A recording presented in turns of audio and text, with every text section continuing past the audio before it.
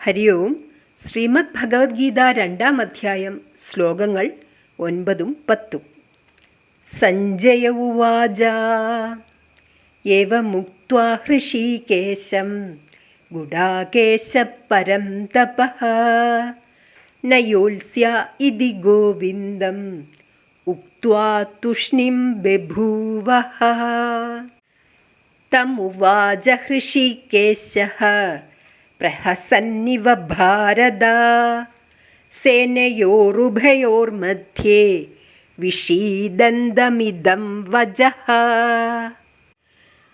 ഹൃഷീകേശനായ ഗോവിന്ദനോട് ധർമാധർമ്മങ്ങളെ വേർതിരിച്ച് ശ്രേയസ്സിൻ്റെ മാർഗം ഉപദേശിക്കണമേ എന്ന് കൈകൾ തൊഴുത് ശരണാഗതി ചെയ്ത അർജുനൻ ഞാൻ യുദ്ധം ചെയ്യുന്നില്ല എന്നു പറഞ്ഞ് വിഷാദഗ്രസ്തനായി മൗനിയായി തേർത്തട്ടിൽ തന്നെ ഇരുന്നു.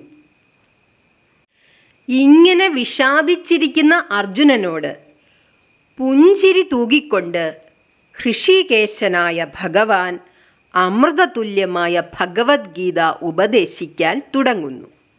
ഇവിടെ പ്രഹസനെന്നാൽ പുഞ്ചിരിച്ചുകൊണ്ടെന്ന പോലെ എന്നർത്ഥം.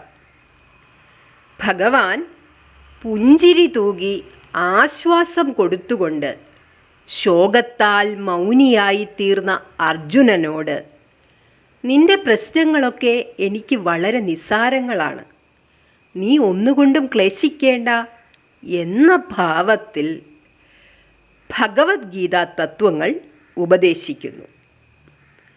ശ്രീകൃഷ്ണ അവതാരത്തിൽ ഉടനീളം ഭഗവാൻ ചെഞ്ചുണ്ടിൽ പുഞ്ചിരിയോടുകൂടി തന്നെയാണ് എല്ലാ പ്രശ്നങ്ങൾക്കും പരിഹാരം കണ്ടെത്തിയത്. വിഷാദഗ്രസ്തരായി തൃപ്പാദങ്ങൾ വണങ്ങുന്ന നമ്മെയും കടക്കണ്ണാൽ പുഞ്ചിരി തൂകിക്കൊണ്ട് ആശ്വസിപ്പിക്കാറില്ലേ? ഭഗവാന്റെ ആ ഒരു പുഞ്ചിരി നമ്മുടെ 1000 പ്രശ്നങ്ങൾക്കുള്ള പരിഹാരം തന്നെയല്ലേ? ശ്രീമുഖ പങ്കജത്തിൽ നിന്ന് ഒഴുകി വന്ന ഭഗവത്ഗീത അമൃതത്തെ അടുത്ത ശ്ലോകം മുതൽ നമുക്കും ശ്രദ്ധിക്കാം. ഹരി ഓം. സർവം കൃഷ്ണാർപ്പണമസ്തു.